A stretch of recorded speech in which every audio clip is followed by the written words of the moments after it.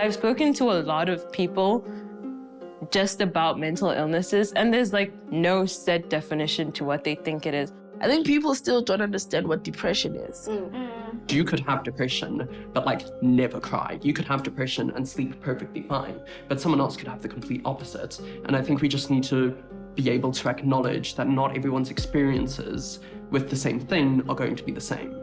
I didn't really understand at the time what was happening like inside, you know? The biggest problem is treating male depression and female depression in the same way. You're 27, you're getting diagnosed with something they're telling you you're gonna take until you die. That was when I started realizing that like, oh, I'm actually not okay. I've just been pretending I am. Your accomplishments don't mean nothing. You don't even see the point of living. And sometimes you don't know what's wrong. You know what I mean? You can't pinpoint what's wrong. Panic attacks, suicidal thoughts, like just... I'm that person who's asking myself all the time, what am I here to do? As guys, we don't talk.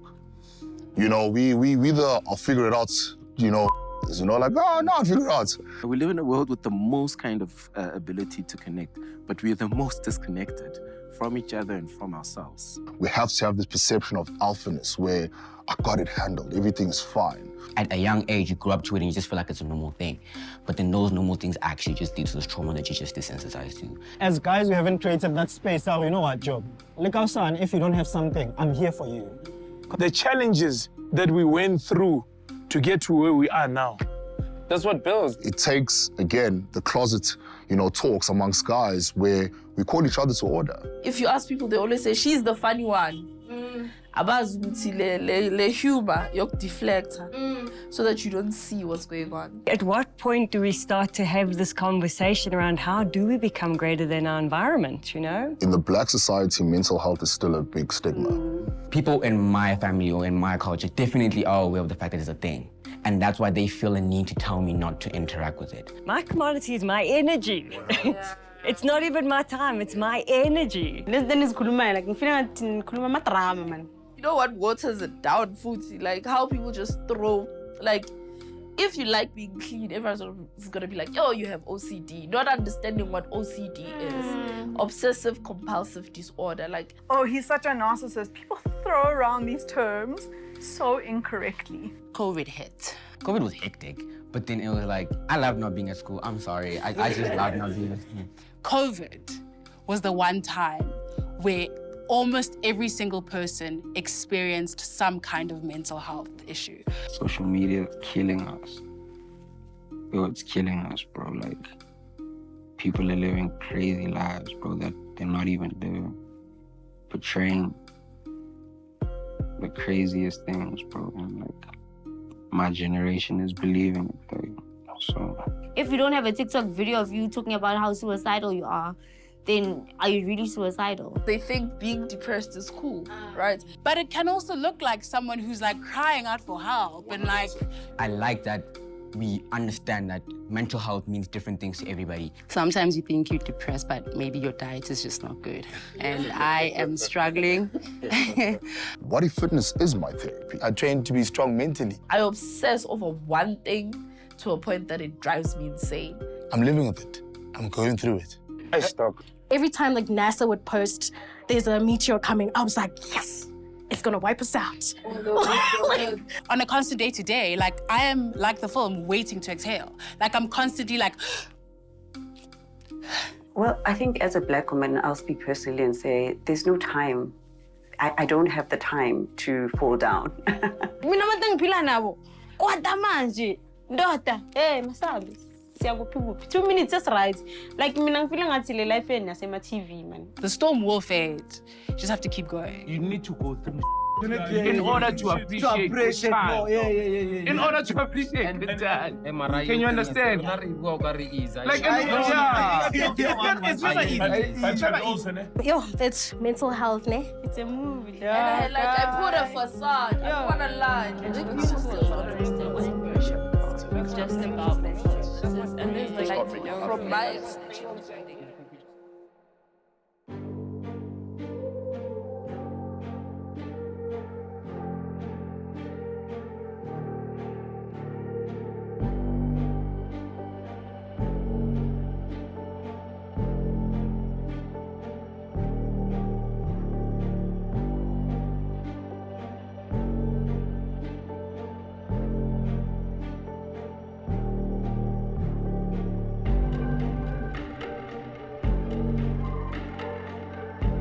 I mean, I'm grand, I'm not depression, I'm not stress. Stress, not depression, is different. Bengi joguthi into eyi-one. Njalo nje mangiphatha stress, ngithi yo, hazi net depression. Until ngihlangana nomuntu angibuza ukuthi uyayazi depression ukuthi yini wena. I was like, yile nto engiphethe le yi-depression.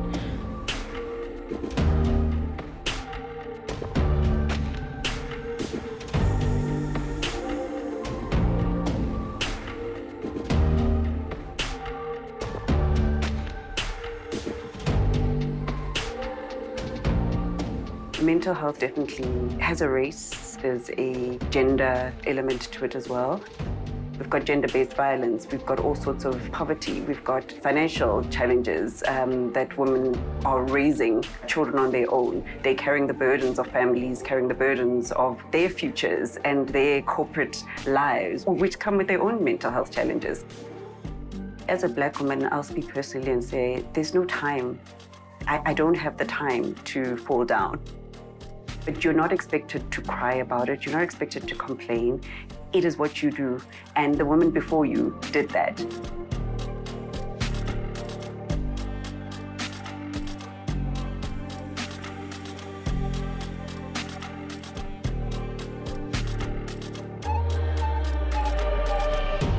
I'm a Black woman in South Africa. It is terrifying every single day, everywhere, all the time. Like, you know what I mean? How do we explain that to somebody who say, there's going to be a bunch of men whistling at me. I know there's going to be some guy who's going to grab me. I know when I'm walking past a group of men, somebody's going to say something. I'm terrified all the time. I need to count how many men are in the taxi so that I know, okay, is this a trap? Am I safe?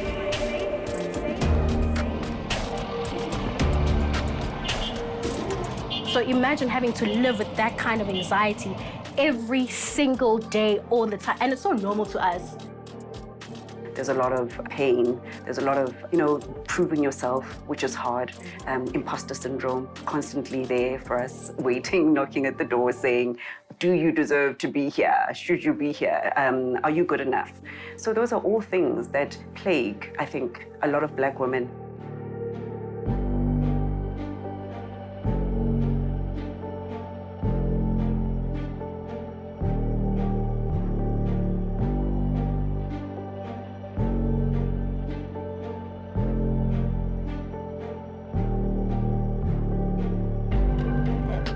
Oh, that was pathetic.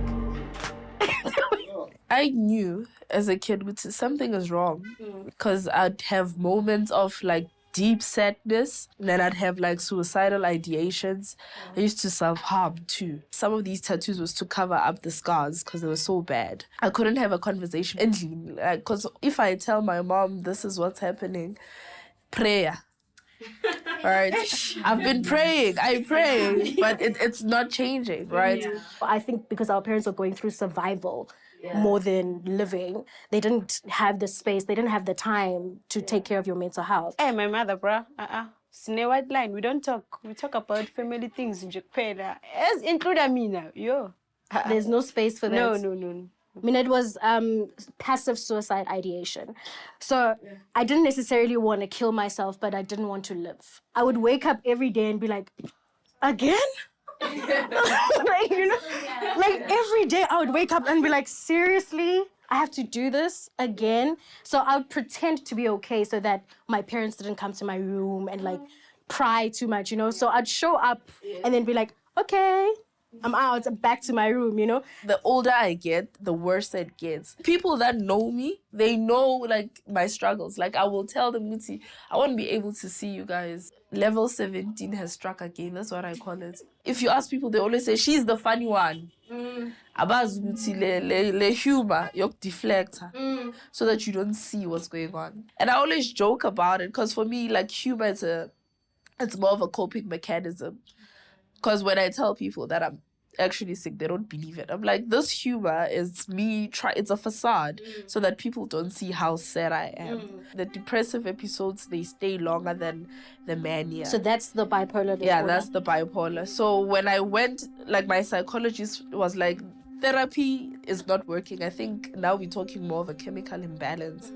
And she said, you're probably incapable of feeling happiness on your own. So you need to take meds in order to feel happy. Oof, that's hectic. So the first day when I talked to the psychiatrist, bruh, she just said it. You have bipolar disorder. You show like borderline personality traits. And also you have a generalized anxiety disorder, hence the panic attacks, not wanting to go outside, not feeling safe. Because even now I'm like myself. What does your manic episode look like? I splurge. I remember I got a piercing.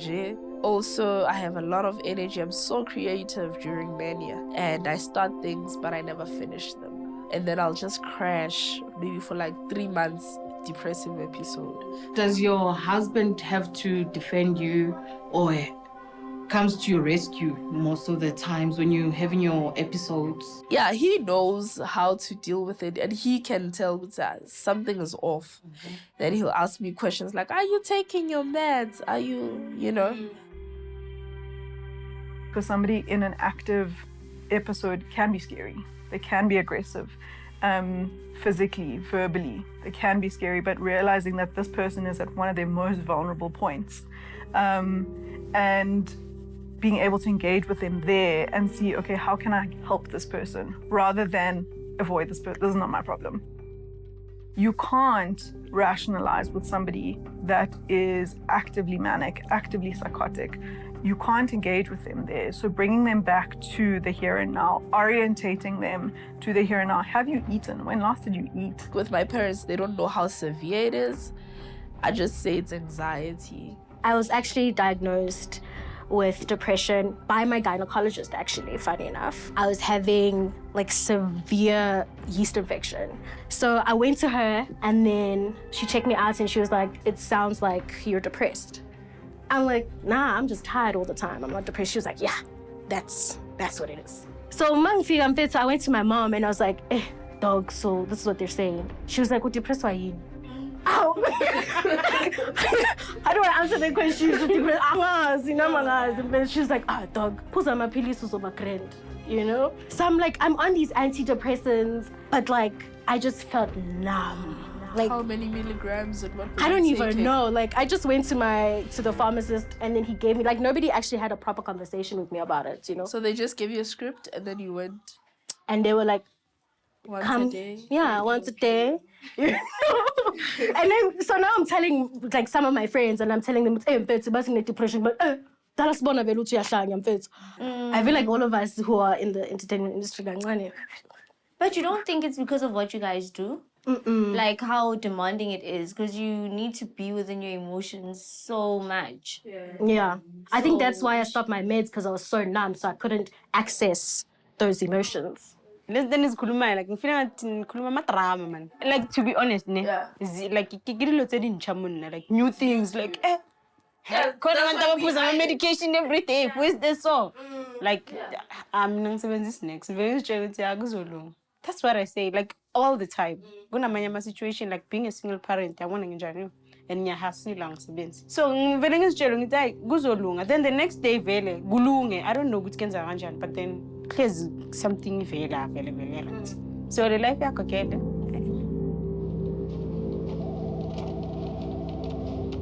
We are usually comfortable putting ourselves at the back and forgetting about our needs and forgetting what we really require, because there's so much else that we've got to manage, so much else that we've got to be dealing with. And so, yes, we tend to mask ourselves and forget about ourselves and neglect ourselves at the cost of a future mental health problem that will be waiting for you. If you don't deal with them as they come up for you, they sort of all come together, and it's these small skeletons that come out of the closet and come and find you and say, actually now, today is the day that we deal. And that can result in physical health problems, because all this mental health has now found itself a place in your body to show up because you've been ignoring it for so long.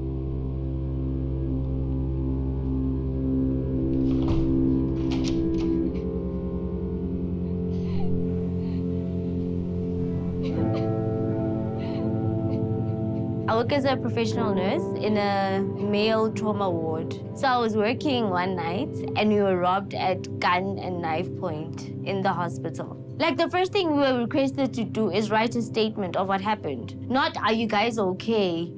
Do you want to call a relative? It was a thing of write a statement and then we'll talk to you guys when you wake up. And literally, that's the only thing that happened. To this day, I've never seen a psychologist or got debriefing from that. Like, literally, it's like your mental health, you must just cope. As black people, we don't really believe in going to psychologists, even after you've been through, a bad experience. Like, for instance, beginning of this month, my brother-in-law was shot right in front of us. My cousin was actually having a conversation with my brother-in-law when he was being shot at, So we kept on saying to her, you really need to go and see someone, because I could see that she's a bit frightened. She's like, where do I go? Where do I even begin to see a... So I'm like, just Google, just see if there isn't a psychologist around in one of the hospitals around or, any facilities. Till today, she didn't go. She just went for a massage to de-stress. My brother went through a very traumatic experience. He works in VIP protection or whatever, right? He got shot, right? A rifle. If I went through that, I would seek trauma counseling. No, and I told him, dog, you need to talk to someone. It's like, for what? Now I can walk. All I'm looking at, he was more concerned about healing physically instead of healing mentally and emotionally. To make things worse, we talk about spiritual gifts and all that. And then Bamja is spiritually gifted. So instead of going to a therapist, he just said, it was just the ancestors' warning.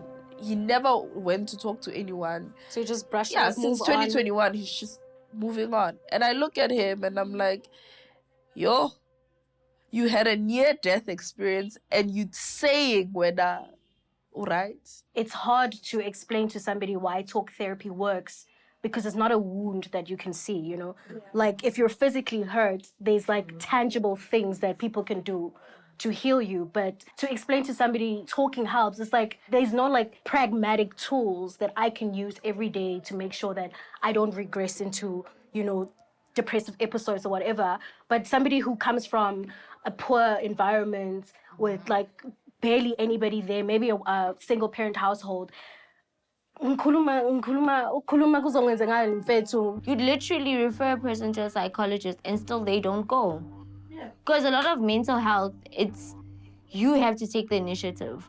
The male culture is that, no, we don't talk about it. Yes, I got shot, I nearly died, I was in ICU, but no, I'm a man. Yeah. I must move on. There's a lot that they're going through, but they don't want to talk about it. That's the thing. These statistics are going to continue going up for men because they're not talking. And the thing is, we have to exist with them. So we're doing the healing, we're doing the work, we're creating spaces for ourselves, but then we must exist with the men that don't. Partnering becomes a challenge because of this high unemployment crisis, especially in our millennial spaces. Everything is dedicated to youth, and everyone's forgotten about the 30-plus-year-olds and etc. And they're a sort of a forgotten nation. And so to look for a partner, to find a partner as a Black woman who can assist you and aid you and be your support becomes more challenging.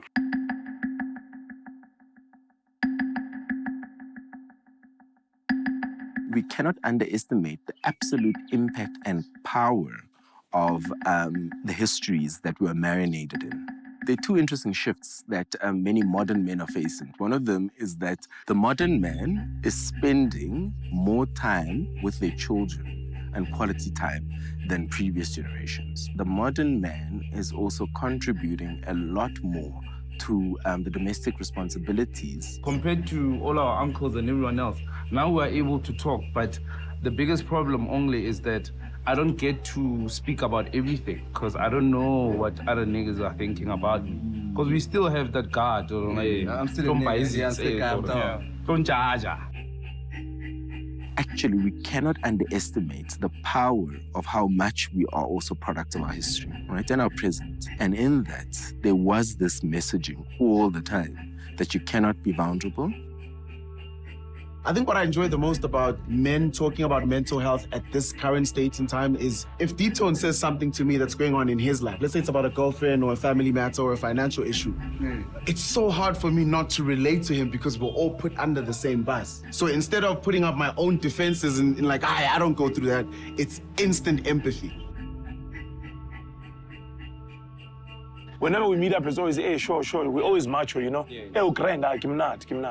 You can't just open up to anybody because it's not the easiest thing ever. Out of nowhere, you see Vicky breaking down and you're thinking, yo, but I thought Vicky was strong. I thought Vicky had it all covered out, you know? As much as you know what I'm saying, we've been tough for the longest time. So everywhere we're tough and we're strong. But Rabon lose my chance.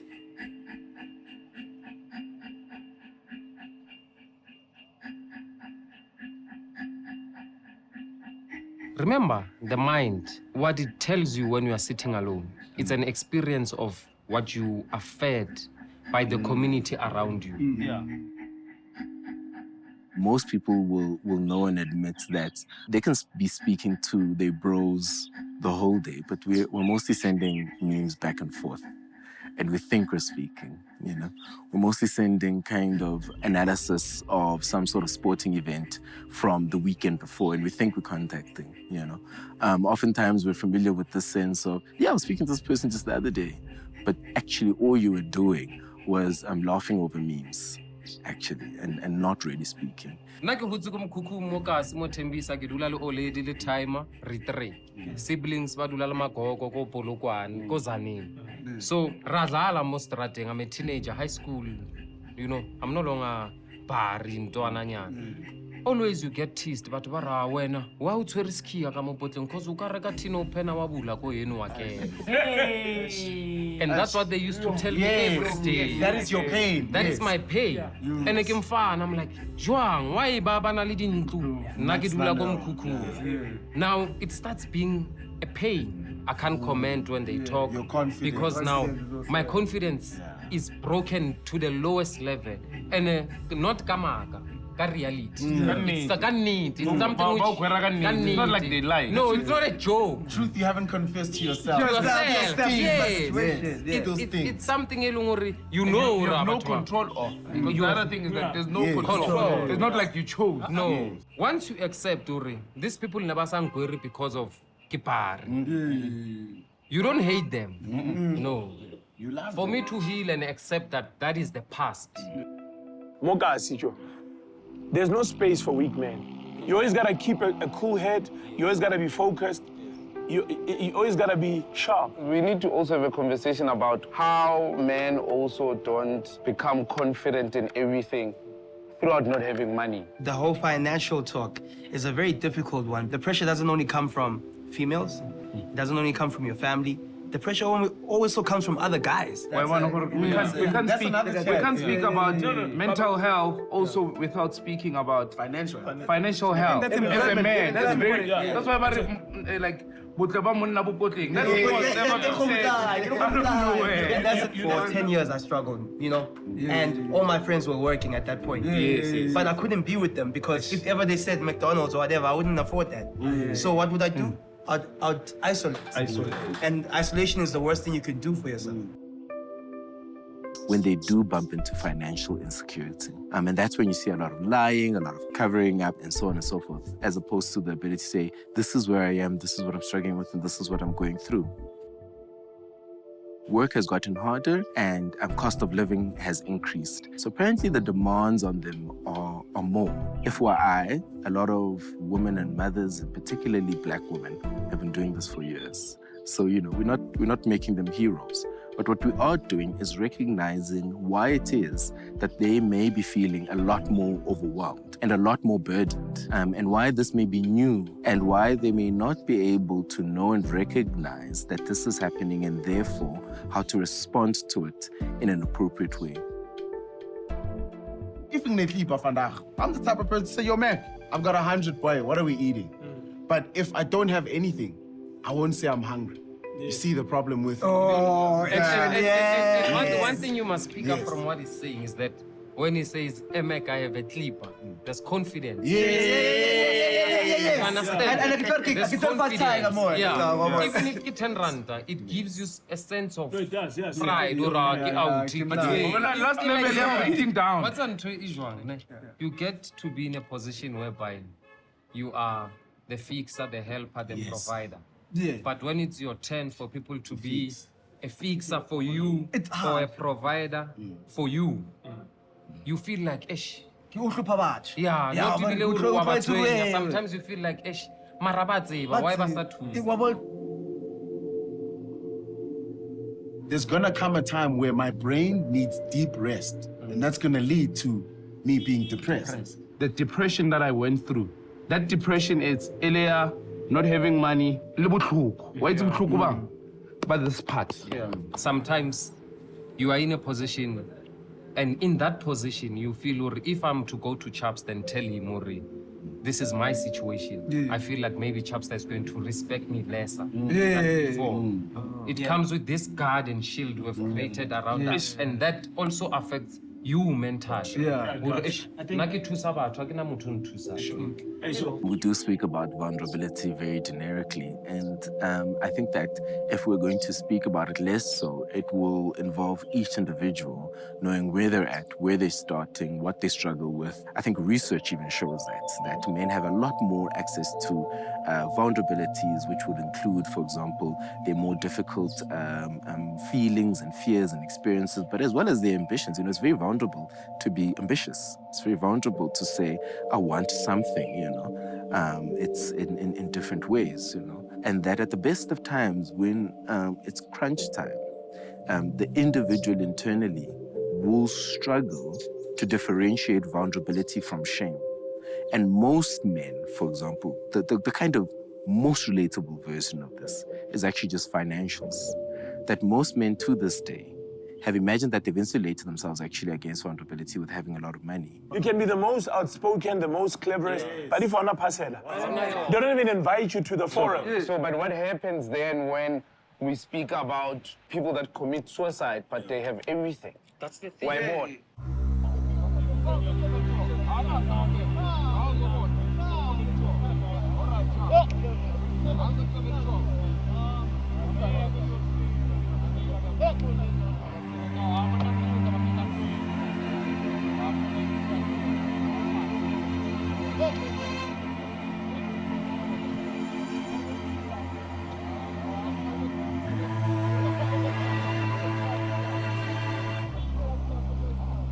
We live in a world with the most kind of ability to connect, but we are the most disconnected from each other and from ourselves, actually than ever before.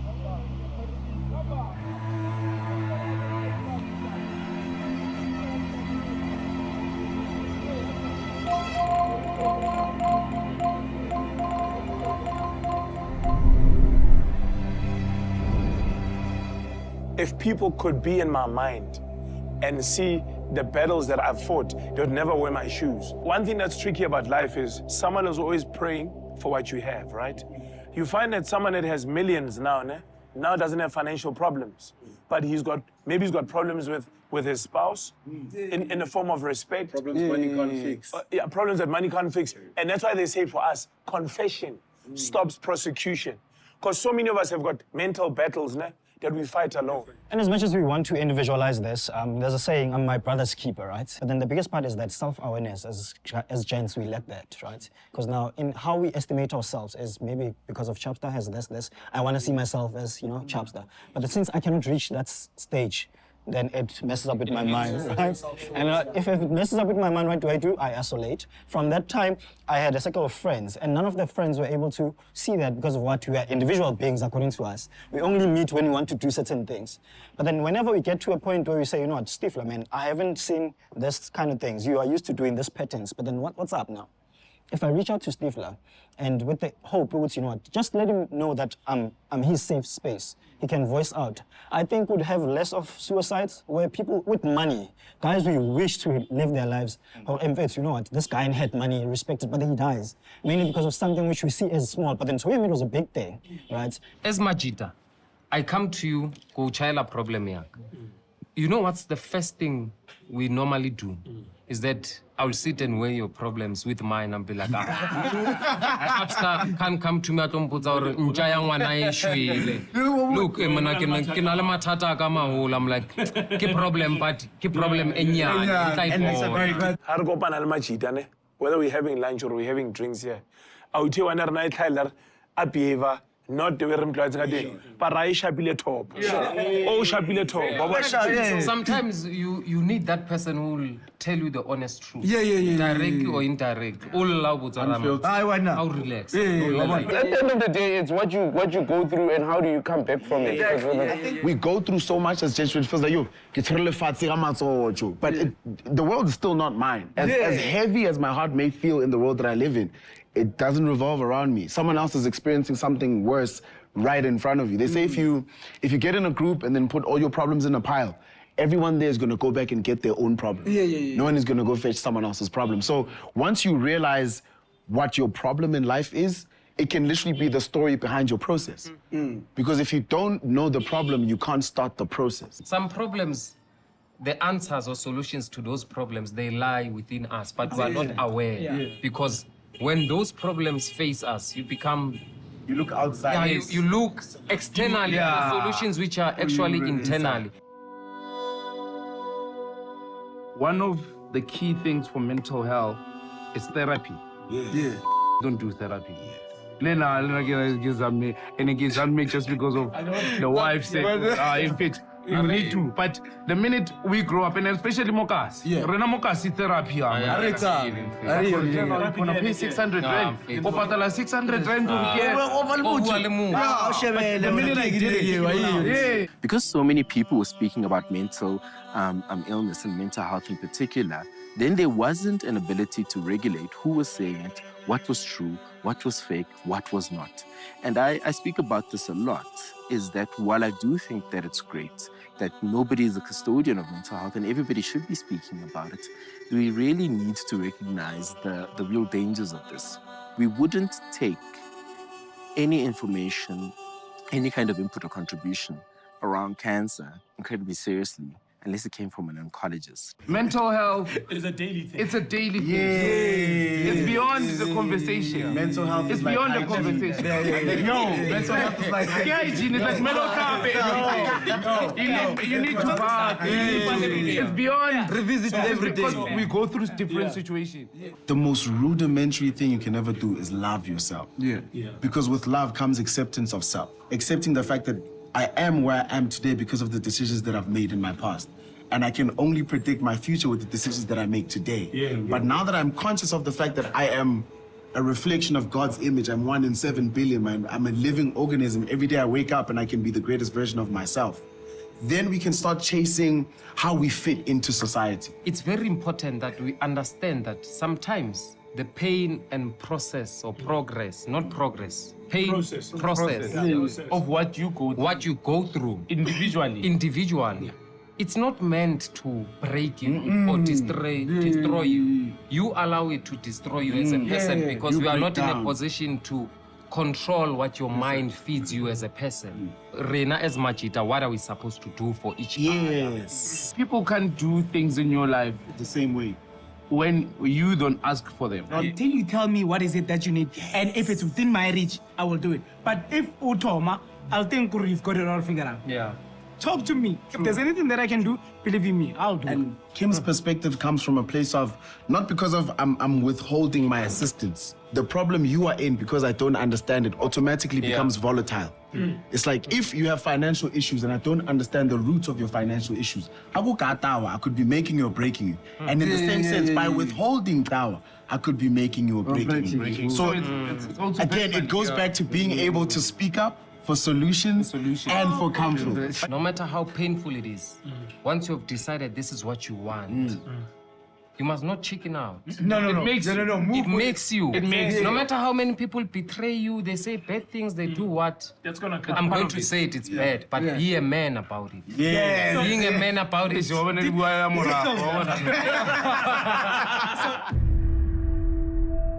Unfortunately, many South Africans can relate with the experience of being unemployed or having job insecurity.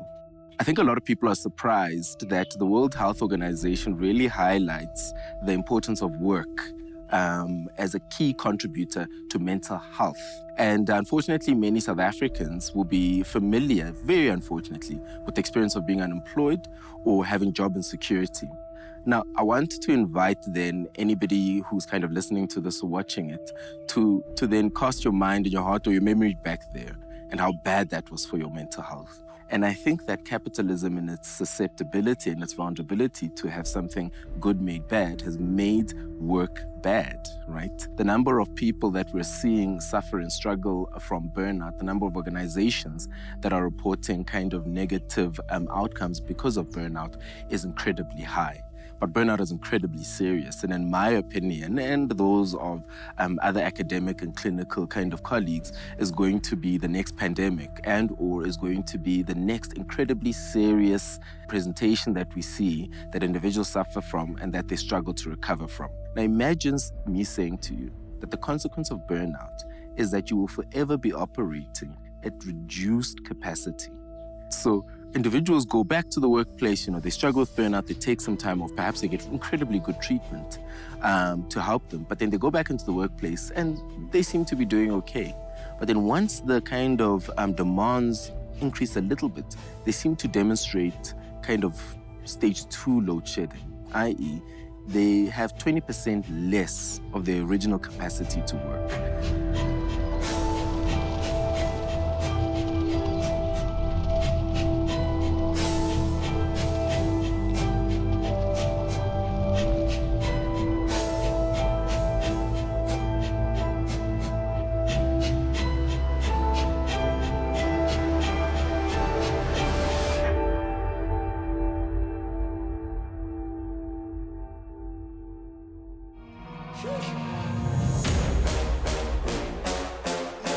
Two years ago, I was actually affected with a viral attack to my brain and my central nervous system. And when that happened, that was like a neural, functional meltdown where I'd gone from being like this happy, feeling good to panic attacks, suicidal thoughts, like just, the whole neurochemistry being completely out.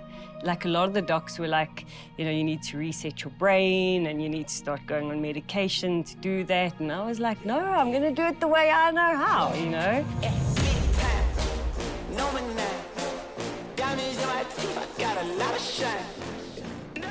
I always like to face my demons as they are. People would ask me, why do you train so much? I said, I train for life. I train to be energetic. I train to think properly. I train to be positive. I train to be strong mentally.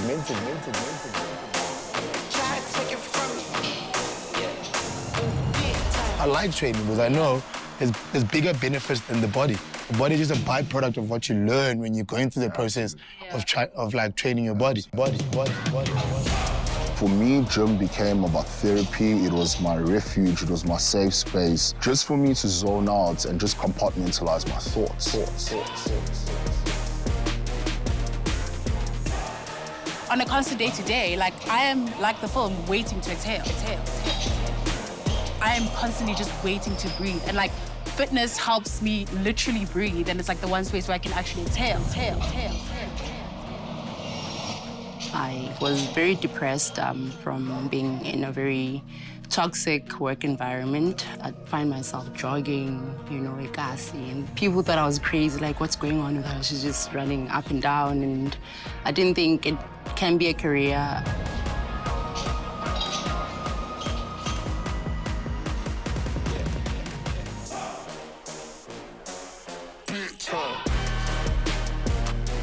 Being a pro bodybuilder, sport that is synonymous for toughness. You have a mental capacity, you can go through a lot, you can tolerate pain, and then now you are found in a space where the doc is saying, no, you got depression, right? It hits you, you know, face first. So you then sit back, you go, man, this is chronic, you know, it means this is for life, you know? When I was like really depressed and sad, like my gran would always be like, you should pray, like when last did you go to church? And I would always, I think also because like stigma, it was like, they think it's like the devil and... In the Black society, mental health is still a big stigma. We grew up in an environment where the lack of knowledge and understanding this, because we then want to be able to deal with this, we self-diagnose in the most just bizarre ways ever, you know? So we'll go as far as saying, "Bagloile," because the idea and the reality of this could be a thing is not something we want to accept. You know, my mom is a fully professional nurse, and I remember the first time I told her, she literally did the one thing that a lot of people will do. She'll sit down, she goes,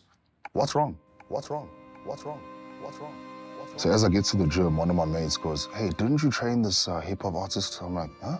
So I check, Rick is gone, and it was such a mind-blowing experience because, you know, the selfish part of you goes, this could have been me, right?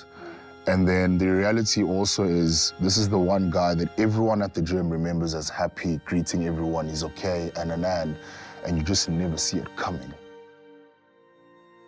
It's only been 3 months, but I've lost 4 people in my life. Everybody expected me to be in that dark hole where I'm at home, I'm not saying anything, I'm quiet, I'm not carrying on, I'm not moving. Some people say that I must go see a therapist, I must go talk about it. But I'm like, what's there to talk about? I'm not gonna go talk to him and say, okay, I lost my friend and I'm hurting. And then what? And then what? And then what? And then what?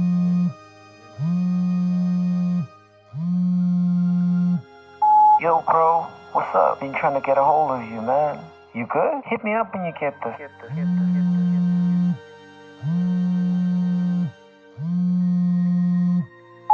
Hey, I've been trying to get a hold of you. Give me a call when you see us. As guys, we don't talk. You know, we either I'll figure it out, you know, like, oh, no, I'll figure it out. You know, and then you go home, you sit there going, wait, what am I doing? You know, we have to have this perception of alphaness where I got it handled, everything's fine. COVID was the one time where almost every single person experienced some kind of mental health issue. Because I think for the longest time, it was like depression and anxiety was seen as this like something that was so far removed from certain people, right? It was the one time where people understood that like, as a human being, we're all like, I think predisposed or like, we all have the potential to lose it in some shape or form. And during the conversations that would happen then, I think as much as like COVID was a terrible time, you could be so honest during that time. A person could call you and be like, how are you doing? And you could be fucking honest and be like, yo, dude, I'm having a shit time, I'm not okay. COVID allowed this unmasking to happen, and like you're saying, people became real and authentic because everyone was going through it. It's not like when your business isn't doing well and you don't want to tell anyone because you're the only guy. Yeah.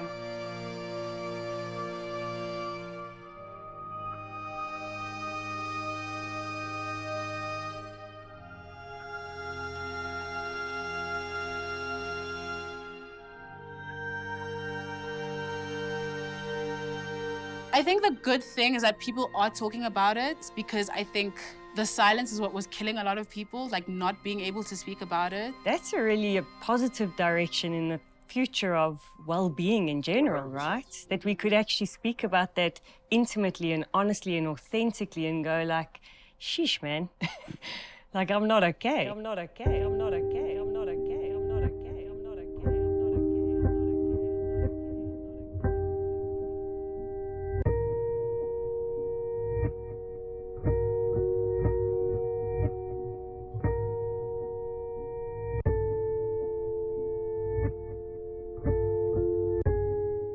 People are also now trying to put on this identity of having depression as if it's a self, it's what thing they embody.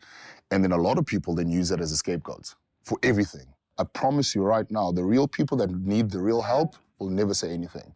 Pelo will be like, dude, we're training at 4 o'clock, he'll be there, you know what I mean? Smiling, getting along.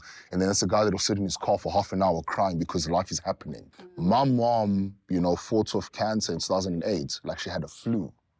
Like a flu. Like I remember, you know, half of my grade 11 year, I don't even remember going to school because I felt like I was the one who was more sick than she was because I was like, no, I'm not going to school. I'm going to take care of my mom. Because for her, it was a matter of, I've got cancer. What did the doctor say? I'm going to do A, B, C, and 3. Cool, I'm going to do that. Let's keep it moving. Yeah. You know what I mean? So for her, she compartmentalized the whole experience as, this is who I am, this is what I need to do, this is how I'm going to get over it, it's done. Whereas you get my sister, on the other hand, who goes through an actual flu, and you'd swear she's going through cancer. You know what I mean? So, and then that's when you ask yourself, you know, in terms of, you know, is it a personality trait? Is it a mental, you know, kind of conversation to have? There's like a point where, or maybe it's the stigma, but you feel like depression or anxiety is all you are. Yeah. But that's not, you know, like you have so much outside. Like, yeah, it's just like you have like a full life outside. You're like the funny person, like with your friends. You're like a great cousin. You're a great big, whatever it is, you know? A lot of us lack something which is called internal locus of control. The idea that most people are going to internalize and find out what is it that I can do to get out of this situation, that reality, unfortunately, is very minimal. Because, and not because people are running away from taking responsibility, but it's actually easier to blame everything else but yourself. We sit in like that bubble sometimes for too long. And I even found myself like sitting in it for too long until like I, you know, started, I guess, working out and like. It's comfortable. Yeah, it is comfortable. It's comfortable. Yeah. It's comforting. Yeah. You know? I think it's also understanding that healing from that and getting out of that comfort is also your responsibility. I think subconsciously, our environment, we can't really be fully in control of that. And it really affects us in a whole lot of ways. We think we've got control. We don't have control. All we have is anxiety. Because the reality is, I can't control what you say. I can't control what you do. Yeah. The only thing I can honestly control is my inner state of being and my inner peace. In the last while, I've completely got off the pleasure-seeking hamster wheel. Like, no longer looking for any pleasure outside of myself, because I started to realize how, like, after the high is the low, right? It's a trap. It's like you have a bad day, you go out, you get drunk, you wake up the next morning, you're feeling again. But don't you find everything pleasurable because you don't find pleasure in anything? I find it as the most beautiful paradox. I know, it's been the most crazy thing, because I felt like every single time I'm not giving into it, like into this temptation, more power is coming back to me. And I'm no longer this bait. I'm no longer this consumer bait to like, because let's face it, like the world is geared to make us, you know, become the bait for all of these things. And I feel like we so often are looking outside of ourselves for all this pleasure. We tend to look at a lot of things from a bad or good perspective. And if there's anything that life will teach you, is that there's certain tools that you wouldn't have otherwise unless you go through something bad. In my personal journey, what I've experienced now over the last couple of years is like the most negative things were the things that brought me the most growth and expansion, you know? Trying very hard not to be hard on myself. And that way it's easier for me to be kind to other people, you know, be mindful of the things that I say, you know, because sometimes I just think of the stuff that I say just in general. And it's like, oh my gosh, I can't believe I'd say that to a person. Like right now I wouldn't, because I'm more mindful of, you know, things that are happening with people, you know, mentally, emotionally. Everybody's going through something. And it costs 0 cents to be kind to someone. That's why I can't stand negative people. I can't stand rude people. You don't know what she's going through. She could be literally on the edge, and you come and you become a negative person. And she literally jumps over the edge. But you can come and be kind, and she starts backing away from the edge.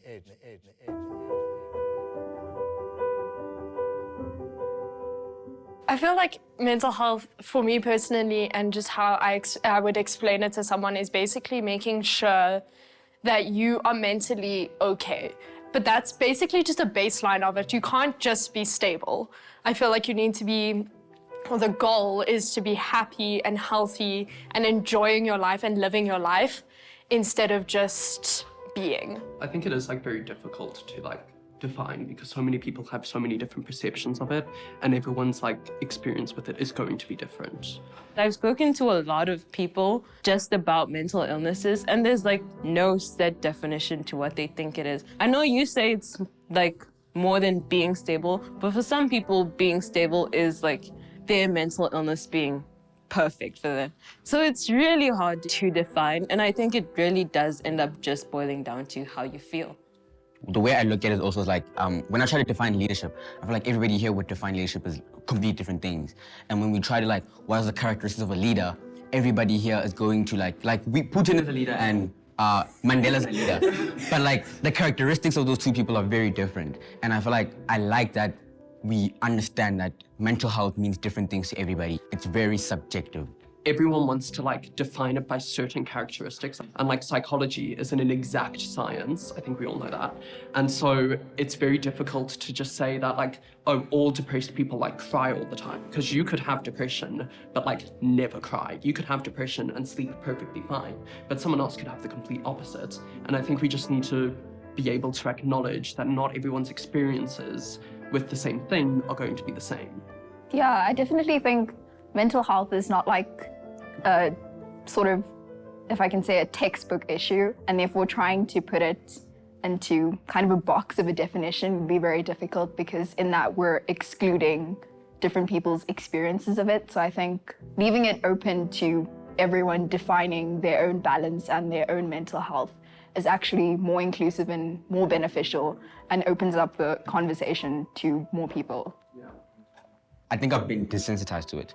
And I feel like it's become something, when I'm from Soweto, and I feel like you see a lot of things at a very young age. And, you know, getting robbed at like 8 years, you know, it does something to you. And I feel like you walk into your living space clutching your own belongings, and really like, that is paranoia. Like walking outside and seeing like the things that you see in Soweto is definitely like, at a young age, you grew up to it and you just feel like it's a normal thing. But then those normal things actually just lead to this trauma that you're just desensitized to. In South Africa, we have a big burden of mental illness. We don't always have the resources to engage with that. As it goes from class, then you have people who definitely have accessibility to those therapists and everything, and then you have people who don't have accessibility to that. But then you go into race and you look at like how Black cultures also just contribute to your inability to interact with your own mental illness. People in my family or in my culture definitely are aware of the fact that it's a thing. And that's why they feel a need to tell me not to interact with it. I'm being taught to not interact with that part of myself, and like, you know, mental illnesses are not a real thing. It's a conversation that we don't speak about it. It's just like, okay, now we're gonna carry on. Okay, let's do this. We don't address the issue. We know the issue. Everyone is struggling, and we don't address that, and people get judged, and they sort of just hide themselves and put themselves in a cocoon in a corner, and that's not really good, and that's why we need to sort of attack this. Ekasi is like, it's crazy because people just genuinely don't know how to talk about their feelings. It's like a genuine inability. Like, I'm very privileged because I am like a middle to upper class white man. So obviously within this country, I am very privileged. But I do see from like the other side, a lot of like the stigma against like a lot of lower class, specifically Black people. And it's like, I feel like we need to break down that stigma and show people that you can't just make assumptions just from looking at someone. Like, just because someone's like might be living on the street, it doesn't mean they made bad decisions. They might have been born into that poverty. They can't get out of that. It's not their fault at all. But everyone just wants to make all of these assumptions. And I think we just need to break down these stigmas. Our generation almost is a lot more vocal about mental health, and we speak a lot more about it, and we're a lot more open about it because we want to have those conversations. And specifically with our age group, it's like being a teenager, the hormones are often blamed for any emotional thing that you go through, or your problems aren't that bad because you're a child. In my family particularly, mental health is addressed, it's accepted, we know it exists, but because of the cultural aspect of it, there's still this whole idea of, because you're a child, what do you know about depression? What do you know about, feeling sad? What do you know about having problems? What kind of problems can you have? We provide for you, you go to a good school, you have everything that you could possibly need, so you don't really have a reason to be, sad, depressed, to have any sort of mental health issues. So there is space to talk about it and space for it to be addressed, but there is sort of that barrier in the sense that you are still a child and you don't really know. When people think about mental illness, I think previously, like, you know, early on, people think of asylums and straitjackets and stuff like that, whereas people are realizing, okay, that's not the case anymore. When they hear of like a situation of someone who's depressed, they're like, they'll speak about it and be like, oh, you never really know that someone's depressed. And then for me, it sounds like they're saying that for them, mental illness happens, but outside, you know, this circle, like outside people they know. I can personally like relate to that. When I was in prep school, I was like bullied like hectically throughout like my whole, because I'm a very like effeminate man. Like I think that's very obvious. Yeah, I think it's quite obvious. But like so everyone would just like make assumptions that like, oh, he's gay, which like they were right. But like also like it's like there was such a negative stigma with everyone that age, especially like about it. It wasn't just that like, oh, he's gay. It was like, oh, he's gay and that's wrong in a sort of way. And then when I eventually came forward about it, everyone was like, oh, but why didn't you tell us about it earlier? And it's a bit like, but I had been like struggling. It's just no one saw. And I think for me to take it back to like that class point, I feel like my observation of it has been like, it's quite crazy that the people who are on the lower class or the people who, well, basic needs are not met, unemployment, all those actual problems are those people who, you know, who we tell not to talk about mental health. And I feel like for me and you, we're the people who live in Soweto, we're the people who live in like, there's no electricity, yada, yada, yada, yada, yada. And like, we go through the most in terms of not having things met financially and basic needs. And we're the ones who are being told to not talk about it or like, you know, focus on it. But the people who are on the higher top of the class or the pyramid are the people that we are allowed to have these conversations. That space is a space where I feel like mental illness is actually freely spoken about.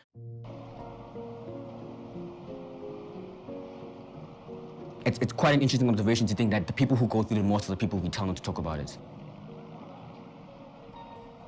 It also goes back to this thing of being from the hood, you have to be so tough so that no one, you know, bothers you in that way. And then now you can't expose yourself like that. And that's how a lot of people feel. You see all of these guys chilling on the corners, talking about absolutely nothing when they could be addressing issues within themselves. Our mental health is the root for a lot of issues that we have in society today.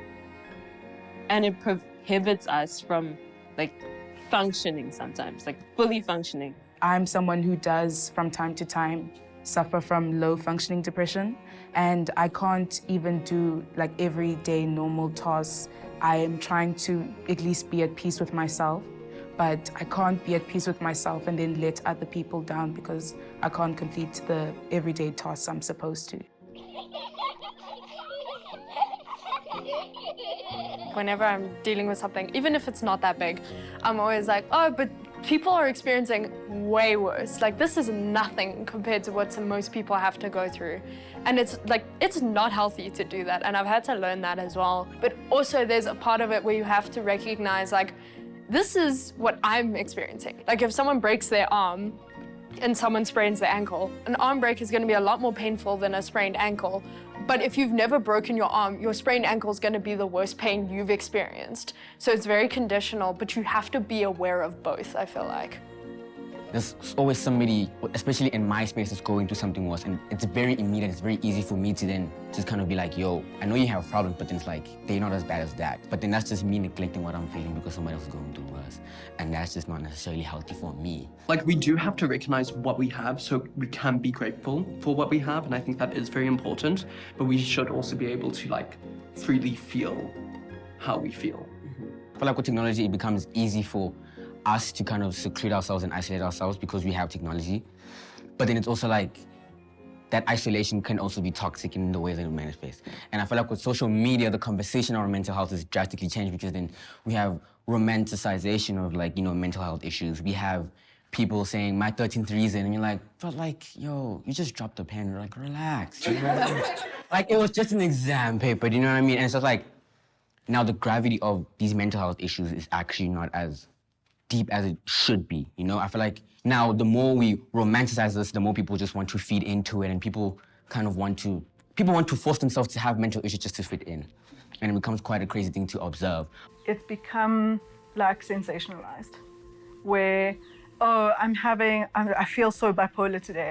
You're so moody, are you bipolar? And then people detract from what actually having those mental illnesses mean. So I think it's spoken about a lot. Everybody knows what all these diagnoses are: depression, anxiety, bipolar mood disorder. But now people use it kind of in a layman's terms way. We're so desensitized to everything that like we just use these terms like so loosely. It's the same thing with people being like the thing of like, oh, I want to kill myself. It's like, okay, cool, relax, your boyfriend just broke up with you. That's happened 3 times, so it's fine. People throw around these terms so incorrectly. And it is so frustrating because it is a label, right? And it puts you in a particular box. And that box is often incorrect versus when compared to the actual diagnosis of a personality disorder or having personality disorder traits. You know how in TikTok you have like different algorithms and everything? So there's this one algorithm that's just like really harsh reality. It's actually not normal for you as a young person or anyone, for example, to constantly be sitting on your phone and scrolling and seeing things that you relate to, yes, but you're putting yourself in such a toxic mindset. I just think we've become so used to always being engaged that we're starting to like lose touch with reality. Exactly. And it's only probably gonna get worse from now. Virtual reality is booming. With my baby brother, I have major arguments with this little man because he can't do anything without his phone on TikTok. Like literally, it's like insane how we're feeding into the scrolling culture because that's where we start comparing ourselves to others. That's where we start feeling like we're lesser than this person. And that's really bad for us. And it really lowers our self-esteem a lot. People that have mental illness are not scary people. They are vulnerable people. And having that shift where we are not scared, it's a world where we realize that they are not scary, they are extremely vulnerable. And being able to engage with them at that level and support them at that level instead of the stance of being scared.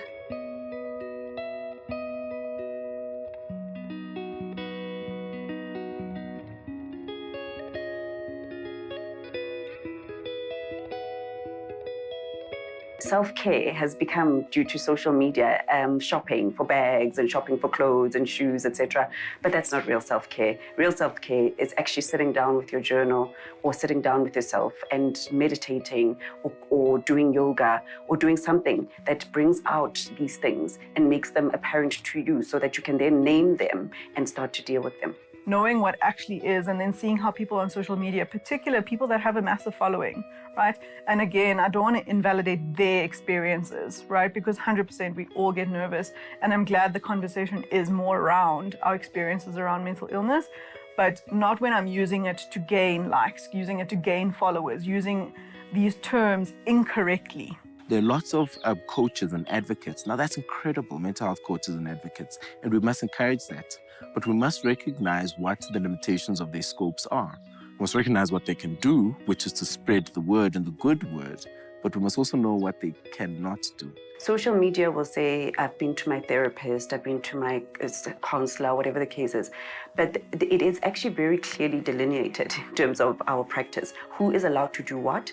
And the reason why it's done that way is so that we don't cause harm. And I like to remind people, we sent people to the moon before we had emails in our pockets, actually.